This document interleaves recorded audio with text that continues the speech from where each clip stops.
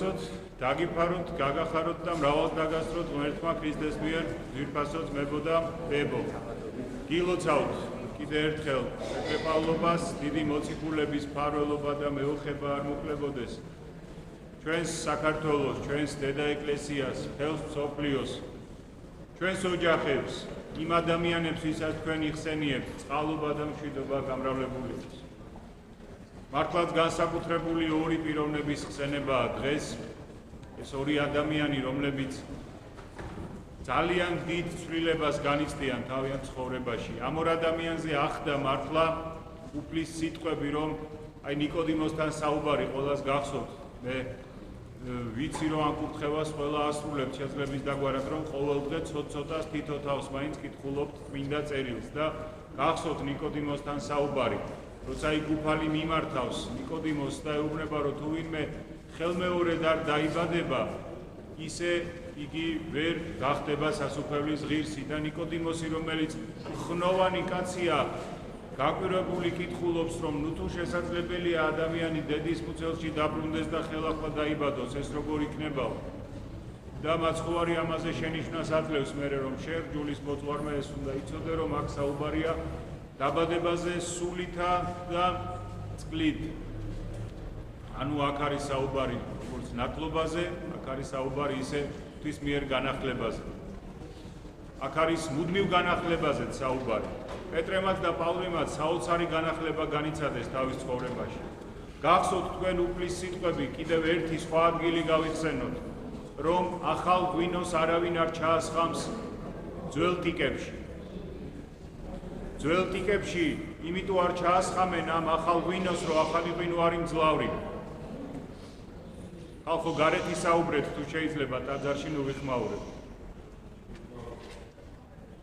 ახალ ღვინოს არ ჩაასხამს არავინ ძველ ტიკებშიო, იმიტომ რომ ძველ ტიკს რისი უნარი აქვს დაკარგული, ელასტიურობისა, მოქნილობის უნარი აქვს დაკარგული, აღარ იწელება და თუ მასში ჩაისხა ახალი ღვინო, ეს ახალი ღვინო მას გახეთქავს, იმიტომ რომ ახალი ღვინო დუხს ჯერ კიდე არ ჩერდება, ბობოქრობს და ნუ სხვამ თუ არ იცის, ვიღაცამ თუ არ იცის, თქვათ სადღაც ქართველებმა ეს ნამდვილად ვიცით, რამხელა ძალა აქვს ღვინოს, რომ ჩვენ კი არა და დედამიწას აბრუნებს ხანდახან.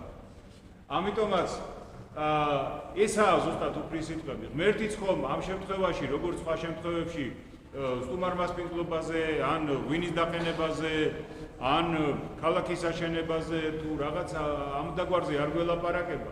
გველაპარაკება იმაზე, რაც ფიზიკური მაგალითით არის მოცემული, მაგრამ რაც სულიერად უნდა შევიმეცნოთ ხოლმე. და ამ შემთხვევაშიც, როცა უფალი ამას ბრძანებს, უფალი ბრძანებს ამითი, რომ ადამიანი უნდა განახლდეს.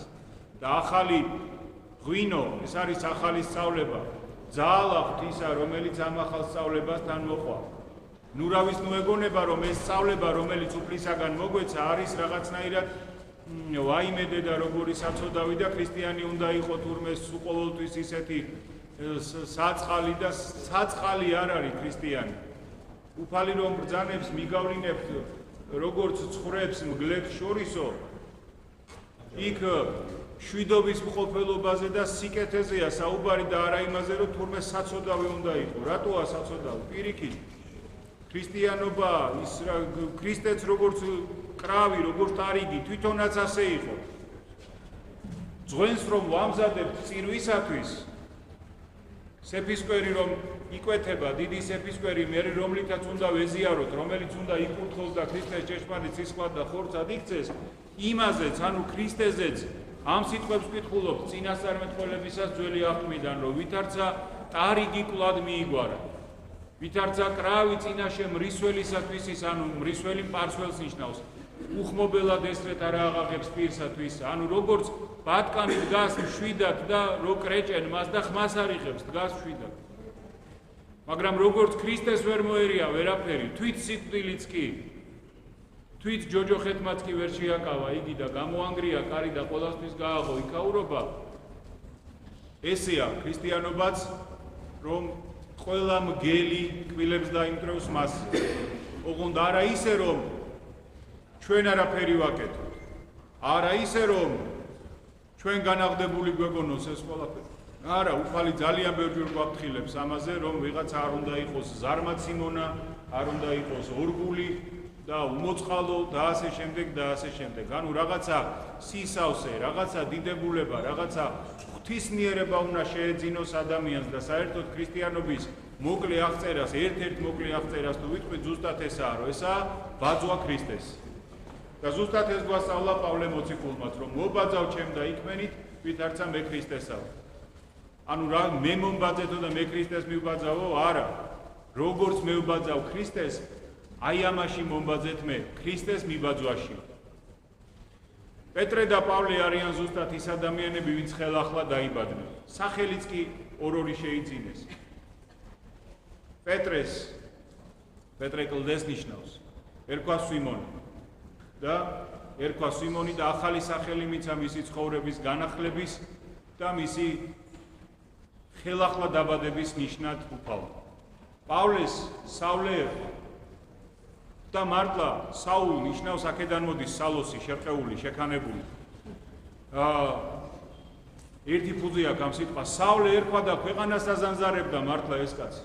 აგერ გუშინდა დღეს საღამოს და დილით წავიკითხეთ, დამასკოდან, სირიიდან, სპარსეთიდან, არაბეთიდან, ესპანეთამდე ყველაფერი მოიარა, ფეხით მოიარა, გემით, ცხენით, ჯორით, რითაც შეიძლებოდა. სამჯერ მოიარა მთელი მსოფლიო და იმანაც ახალი სახელი მიიღო, პავლე, რომელიც რამოდენიმენაირად განიმარტება. ერთ-ერთი განმარტებით პირველი კაცი, ვინც მან ქრისტესთან მიიყვანაო, სერგი პავლე, ესეთი სამოციქულოში აღწერილი, იმის სახელი დაირქვა, რომ პირველი ადამიანი, ვინც მან ქრისტეს მიგვარა. სხვა განმარტებით პავლეც მცირეს ნიშნავს და როგორც უკანასკნელი თავის თავზე ხვამბობს, უკანასკნელად გამომირჩიაო ქრისტე მოციქულთა შორისო და რამოდენიმე განმარტება აქვს, ამაზე აღარ დავწვრილმანდები. რა თავარია პავლე და პეტრე ვაჩუქა ღმერთმა, პეტრე და პავლე. ეს ორი საოცარი კაცი, რომლებიც მართლა ხელახლა დაიბადნენ. მართლა როგორ იწვალეს იმისათვის, რომ პეტრეები და პავლეები ყოფილიყო. მართლა რამხელა რთული გზა გაიარეს. გუშინ საღამოს ჩვენ წავიკითხეთ, აი პეტრეს შესახებ სიტყვები, როცა უფალმა იგი სამჯერ აღადგინა სინანულით და დააბრუნა სამოციქულო პატივში და რასეუბნება მას უფალი პეტრე, ოდეს იყავ ჭაბუ, შეიბამდიო სარტყელსო და დადიოდიო იქით საიდანაც შენ გინდოდაო. მაგრამ როცა მოხუცდებიო, სხვები შეგაბამენო შენ ამ სარტყელს და წაგიყვანენო იმ გზაზე, რომელიც არ გენდომებაო. აქ იოანე ღვთისმეტყველი, რომლის სახარებაში ეს ამბავი აღწერილი, განმარტებასაც იძლევა. ამითი ერთის მხრივ აუწყაო უფალმა მოძღვარმა მისმა იესო ქრისტემ, რომელიც სიკვდილით ადიდებდაო იგი ღმერთს. ვიცით პეტრე როგორ აღესრულა, რომ იგი შეიპყრეს, რომში იყო დატყვევებული და შემდეგ ჯვარზე გააკრეს და ერთადერთი თხოვნა შეუსრულეს მას, რომ ჩემი მოძღვრის მსგავსად არ მაქვს პატივი, რომ ისევე ვიყო ჯვარცმული როგორც იგი, არ მაქვს ამისი ასე ვთქვათ, კადნიერება და ითხოვა, რომ პირიქით ამოტრიალებული გაეკრათ იგი ჯვარზე და თავდაღმა აწვეს იგი ჯვარს. ერთადერთი ეს შეღავათი გაუკეთეს და ამიტომ არის, რომ ხშირად შეიძლება ნახოთ ხოლმე, არა ხშირად, მაგრამ საკმაოდ ესე არც თუ იშვიათად ნახოთ ხოლმე, ვთქვათ, რომის ეკლესიებში თითქოს და უკუღმა ჯვარი, რაც მერე ბევრისთვის ხდება ხოლმე ესეთ ჭხუბის მიზეზი, რომ ნახე იქ ჯვარი ამოაყირავეს. ჯვარი არ ამოაყირავეს, ესაა პეტრეს ჯვარი. უკუღმა ჯვარცმული პეტრეს ჯვარი. თორე ვიღაცა თუ შეგნებულად ჯვარს ამოაყირავებს, იგი რა თქმა უნდა ქრისტეს და ამ გამომხსნელობითი გზის მტერია და დამამცირებელი. ამაზე არ არის ლაპარაკი. პავლეც როგორ აღესრულა, იქადაგა 4-ჯერ მსოფლიო მოიარა და შეიპყრეს, გზადაგზა კიდე იქადაგა, გზადაგზა კიდე ხალხი გააქრისტიანა, არასოდეს სულით არ დაცემულა. დაკითხვაზე რომ მიიყვანეს, ისეთი ელაპარაკა თურმე იქვე ჯერ კიდე კესარიაში, ანუ სირია პალესტინაში სანამ იგი იყო, ისეთი ელაპარაკა, რომ მან უთხრაო, რა ქვია, დამკითხველმა, ვინც იყო პროკურატორმა, რომ შენო ის ელაპარაკო ცოტა ხანშიო მეც შენ მხარეზე გადამიყვანო. ხო და პავლემ რა უთხრა? ნეტავიო აი ამ ჩემი ბორკილების გარდა, რომელიც ზედ მიკეთიაო, ამის გარდა ყველაფერი ქრისტიანი გახდებოდეს. კიდე ხუმრობის ხასიათზე იყო, კიდე აი არასოდეს ერთი წუთი არ გატეხილა პავლე, მიუხედავად იმისა, რასაც პატიოსნად თავის თავზე ჩამოთვლის და ალბათ კიდე რამდენამეს არ ჩამოთვლის, რამდენი რამე გადაიტანა ამ კაცმა. მართლა როგორი რთული იყო, რომ იგი პავლე ყოფილიყო და მეორე მოციქული, პირველი მოციქული, რომ პეტრე ყოფილიყო. არის ეგეთი გამონათქვამი, რომელიც შეიძლება რაღაცა ზეციური ჭეშმარიტება არ იყოს, მაგრამ ძალიან გონივრულია, რომ ხშირათო 60-ისკენ, ჯოჯოხეთისკენ მიმავალი გზაო 60-ს გავს. და 60-ისკენ მიმავალი გზა ჯოჯოხეთს გავს. იმიტომ რომ იქით გატყუებს რაღაცეებით ეშმაკი, რაღაცით აბა ეს კარგია და აბა არ დაიღალო და აბა ნეტა იშენა და მასე ვინ იწუხებს თავს და მასე ვინ იქცევა და ყველა ეგრე იქცევა და ასე შემდეგ. და დიდი ამბავი, დაითქმე აქვე ცხოვრება. ამ დროს იმიტომ კი არა რომ ვინმეს დათმობა და სიმშვიდე ვინმესთვის ენანება. იმიტომ რომ ეს სოფელი ცოდვასა შინად დგას და ზოგიერთ ტექსტში წერია რომ წევს, ამ თლიანად ჩაწოლილია ცოდვაში. და იმიტომ რომ უფალმა თქვა რომ არ შეიძლება ორი უფალის მონა იყოთ, ღვთისაც და მამონასაც. იმიტომ რომ უფალმა თქვა ამ სოფლის სიყვარულიო მტერობა არის ღვთისა. ანუ განა ის რომ ჩვენ მაგალითად ეს სოფელია, ეს ტაძარიც, ეს ქუჩაც, ეს ქალაქიც, ეს ყველანი აქ ვიყავართ, ეს სოფელი ვართ, ერთმანეთი არ უნდა გვიყვარდეს? თუ ჩვენ ეს ყველაფერი გვიყვარს და სამშობლო გვიყვარს, ღვთის მტრები ვართ, არავითარ შემთხვევაში, რა თქმა უნდა. აქ ლაპარაკია პირველი მეორეობაზე. აქ ლაპარაკია შინაარსიან და სწორ სიყვარულზე. აქ ლაპარაკია გონიერებაზე და ლაპარაკია ღვაწლის სიყვარულზე და იმ ღვაწლთან თანაზიარებაზე, რომლითაც უფალმა და მისმა მოციქულებმა იცხოვრეს. რომ თვითონ არ ქონია უფალს მოსვენება. როცა მას კითხეს, სადა გაქო სახლი რომ მოგაკითხოთო, სახლი არ ქონდა.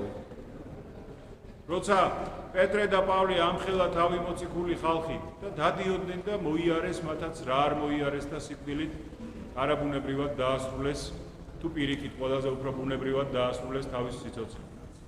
და აი ის სიტყვები უფლისა, რომ შეგაბამენ სარტყელს და წაგიყვანენ იმ გზაზე, რომელიც არ გენდომება, ეს ასევე რამოდენიმენაირად განიმარტება.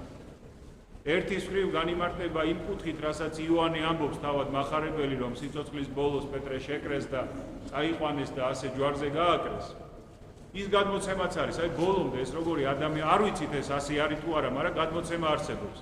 რომ როცა პეტრეს შეატყობინეს, რომ ძალიან მალე უკვე უნდა შეეპყროთ, იგი რომში იყო, რომის ქრისტიანებს განამტკიცებდა, თავის დაარსებულია რომის ეკლესია და უთხრეს რომ მალე უნდა შეეპყროთ და ურჩიეს ქრისტიანებმა რომ წადი დატოვე აქაურობა, აი თუ ვერ გადარჩე და გამოვიდა პეტრე და ქალაქიდან რომ გამოვიდა და რომიდან გასასვლელ მიმავალ გზას დაადგა, შეხვდა თავისი მოძღვარი და ქრისტე მიდის შიგნით ქალაქში. სად მიდიხარ? ვიდრე ხვალ უფალო, ანუ სად მიდიხარ? იქ მივდივარო, ხელახლა უნდა გავეკრა ჯვარზეო და ამითი მიხვდა პეტრეო ეს გადმოცემა არსებობს, რომ დადგაო მისი დრო, აღარ წავიდა, აღარსად აღარ გაერიდაო სიკვდილს და შებრუნდა უკან. და ეს ვიდრე ხვალ, კარგად იცით, როგორი ცნობილი ნაწარმოებია, მე მგონი ყველას გექნებათ საკითხული, თავის დროზე სენკევიჩი იყო ესეთი ძალიან ცნობილი მწერალი მე-20 საუკუნისა, პირველი ნახევრისა, რომელმაც ზუსტად ამ სიტყვებით, ვიდრე ხვალ დაწერა არაჩვეულებრივი რომანი, რომელიც პირველ ქრისტიანების ცხოვრებას, ერთი ახალგაზრდა ქრისტიანი გოგოს ცხოვრებას ეხება და ძალიან ბევრი საინტერესო დეტალია ამ მოთხრობაში. ისე წასაკითხავთ, თორე ეს წმინდა წერილი არ არის, რა თქმა უნდა. მაგრამ თითოჯერ ყველას უნდა გქონდეს ალბათ წაკითხვა. ხო და რატო ვამბობ ამას?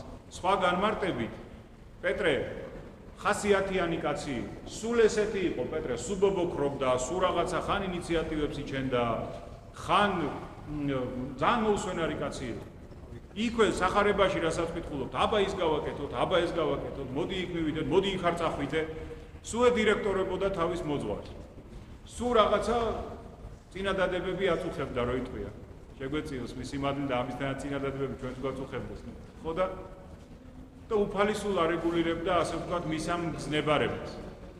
და იყო ისიც, რომ მას ძალიან არ უნდოდა არა იუდეველებთან წასვლა. ხედავთ ჩვენ უკვე ავლეც რომ მოღვაწეობს, უკვე რომ არაერთი წარმართი შემოუერთდა ეკლესიას. ანუ იგივე ჩვენნაირი ხალხი რა, ქართველების წარმართები არ ვიყავთ. ყველა რომ უერთდება ეკლესიას და პეტრე კიდე ბუტიაობს. და ვინმე სიმონ მეტყავის მეპრატაკის სახლში არის იგი და ლოცულობს და იხილაო მან ზეციდან დაშვებული დიდი ტილო 4 კიდით ზეცაზე მიბმული. ეს 4 კიდე 4 მახარებელს აღნიშნავსო იოანე ოქროპირი ამბობს და შიგნითო ნახაო ყველანაირი ცხოველი, წმინდაც და არაწმინდაც. და უფალმა უთხრა დაკალი და შეჭამე. და პეტრე ამბობს უარს, არაო, მე ბავშვობიდან არათმინდა არაფერი არ მიჭამია. იცით თქვენ რომ წმინდა და არათმინდა, ანუ საკვებად ვარგის და უვარგის ცხოველებად იყოფოდა და იყოფა დღემდე იუდაიზმში, ასე ვთქვათ, ცხოველები და ამითი სხვა შორის პეტრეს წესიერება ჩანს, რომ იგი ბავშვობიდან სუფთად იცავდა თავის სარწმუნოებას და თავის წესებს. ჩვენ ისე არ უნდა გვეგონოს, რომ მე ჰაიჰარად ვიქნები და მე ღმერთს მოვეწონები და გამომირჩევს და პეტრე ვიქნები თუ ანდრია ვიქნები. პეტრე ჩანს ამ მონაკვეთში, ამ ერთი სიტყვით ჩანს, იგი მოძღვარს და ღმერთს ხო არ ატყუებს. ამ ერთ სიტყვაშიც ჩანს, რომ იგი ხმობიდანვე, მიუხედავად იმისა, რომ არც დიდი მოძღვარი იყო, მაშინ და არც არაფერი, რიგითი მეთევზე იყო. აი ამ პატიოსნებით გამოირჩია უფალმა, რომელიც ყველას და ყველას გულს ხედავს. და ეუბნება, რომ მე არასოდეს უწმინდური არ მიჭამია არაფერიო და უფალი ეუბნება, რომ რომელიც ღმერთმა გაწმინდა, წმინდა ხო, შენ იმას ნუ შეურაცხყოფ. ამითი უფალმა მას მიანიშნა, რომ ღვთის წინაშე უკვე ყველა წმინდაც და არაწმინდაც, ანუ ძველი აღთქმის შვილები, იუდეველებიც და ახალი აღთქმის შვილებიც, ანუ წარმართებიც, ვინ შეუერთდით უკვე ახალი აღთქმის ისრაელს, ისრაელი გუშინაც გითხარით, პირველად იაკობს ეწოდა, როგორც ებრაელი ერის მამამთავარს, ღმერთთან მოჭიდავეს, მაგრამ ახალ აღთქმაში ისრაელი ვართ ჩვენ. ახალი აღთქმის ისრაელი ის აღარ არის. ეროვნებით აღარ განისაზღვრება ახალი აღთქმის ისრაელი. ახალი აღთქმის ისრაელი არის ქრისტეს მიმდევარი ყველა მართლმადიდებელი ქრისტიანი. და აი ასე მოხდა, თქვენ ხართ ჩემი ბატონი, რომ ესეთი განახლება განიცადა პეტრემაც და მას უთხრა უფალმა, რომ ყველაფერი განწმენდილია უკვე, დამთავრდა. და პეტრეს ეს არ უნდოდა. წარმოიდგინეთ, იქაც კი ამდენი დროა გასული. პავლეს წარმართები მოყავს, სულიწმინდა გადმოვიდა წარმართებზე საკუთარი თვალით ნახა, ყველაფერი. პეტრე კიდე ჯიუტობდა. ბოლომდე ჯიუტობდა, არ მოწონდა ის ხალხი რაღაცა და რა ეკა. და მაინც უფალმა აი თუნდაც ამ სიტყვებით აუწყა ესეც, რომ მერე კიდე რო გაიზრდები. გაიზრდები აქ მარტო ასაკსაც არ ნიშნავს, რომ ხნოვანი რო გახდები. გაიზრდები კიდე უფრო სულიერად დიდ სიმაღლეზე რო იქნები, სულიწმინდა შეგარტყამსო უკვე სარტყელს და სარტყელის ქამრის გაკეთება წმინდა წერილში ნიშნავს ესეთია მისი სიმბოლური განმარტება ძირითადად ნიშნავს მსახურებისათვის მზადყოფნას, რაღაც საქმისთვის მომზადებას, განწყობას და სულიწმინდა გადაგაწყობს შენ, განგაწყობს შენ, მოგამზადებს შენ და იმ გზაზე წაგიყვანს, რომელიც შენ არ გენდომებაო და მართლაც პეტრეც გახდა ისევ ყველასთვის მამა და აგერ რომში დაასრულა თავისი ცხოვრება. დაასრულა თუ პირიქით გააგრძელა დაგვირგვინებულმა და დღემდე არის მთელი მსოფლიო ეკლესიის დიდი მფარველი და დიდი ნუგეში და დიდი მეოხი. აი ეს ორი ადამიანი, რომლებიც განსაკუთრებულად აი მართლა ხელახლა დაიბადა. მათზე ახდა მართლა ნიკოდიმოსთან უფლის ნათქვამი სიტყვები. ისინი ხელახლა დაიბადა. არა მარტო სახელები მიიღეს ახალი, არამედ სახეებიც მიიღეს ახალი. და ჩვენთვის ეს არის მართლა ნუგეში და მაჩვენებელი იმისა, როგორ უნდა ახლდებოდეს ადამიანი, როგორ არ უნდა დაძველდეს, მოდი ესე ვთქვა. მართლა ესეა, რომ მათაც 64-ის გზა თავიანთი აპატიეთ და ჯოჯოხეთური გზით მოიხვეჭეს. და ზუსტად ისევ პავლე ამბობს, რომ ვერაფერი მე ვერ განმაშორებს ქრისტესო. ვერც ის, ვერც ეს ჩამოთვლის ბევრ რაღაცას და ვერც თუნდაც ჯოჯოხეთი. თუნდაც ჯოჯოხეთიც რო იყოს, ანუ ჯოჯოხეთიც რომ მოხდეო, მეო გონებით მაინც ქრისტესთან ვიქნებიო. და აი ეს არის ყველაზე მთავარი და ყველაზე მნიშვნელოვანი. რომ ჩვენ არაფერს არ უნდა მივცეთ უფლება, რომ ქრისტეს ასე ვთქვათ, აი ქრისტეს ჩამოეფაროს რამე. ჩვენი ცხოვრების გეზი უნდა იყოს ყოველთვის ქრისტესკენ, ღმერთისკენ. თუ კი რამე ამას ეფარება, ყველაფერს ცოტა გვერდი უნდა აუქციოთ, ან ცოტა გვერდიდან შევხედოთ. სხვანაირად არ გამოვა ისე არაფერი. ღმერთმა ყველა შეიწყალოს. კიდევ ვიმეორებ, ჩვენი სურვილია, რომ ყველა გადარჩეს. მაგრამ ვინც ისწავლა ღმერთისგან ნათქვამი, იმას უკვე ეს მოვალეობაც აქვს, რომ ეს ნათქვამი განახორციელოს თავის ცხოვრებაში. ღმერთმა დაგლოცოთ, ღმერთმა გაგაძლიეროთ, სიხარული და მშვიდობა არ დაგილიოთ, დიდი პეტრესა და პავლეს მეოხება არ მოკლებოდეს ჩვენ ქვეყანას და არ შეგვეშინდეს იმისა, რომ ზოგჯერ ამ ცხოვრებაში რაღაცას ვცვალობთ ხოლმე. რა ვქნათ, გოლგოთის გარეშე არ არის ჯვარცმა და ჯვარცმის გარეშე არ არის აღდგომა. ღმერთმა ყველა შვიდობით გვატარებინოს ჩვენი ცხოვრების ჯვარი. ჩვენი პირადიც და საერთოც რაც არის კიდე ეროვნული და ღირსეული, იმიტომ რომ ჩვენ ეროვნულიც ბევრი გვაქვს ხალხო, საერთოც ბევრი გვაქვს პრობლემა და ყველა სულიერი თუ ფიზიკური და შემდეგ დაავადება ერთობით ღვთისმიერებით უნდა აღხოცოთ და დიდი განახლება უნდა განვიცადოთ ღვთის შეწევნით. გაიხარეთ და გაძლიერდით. ჩვენთან არის ღმერთი.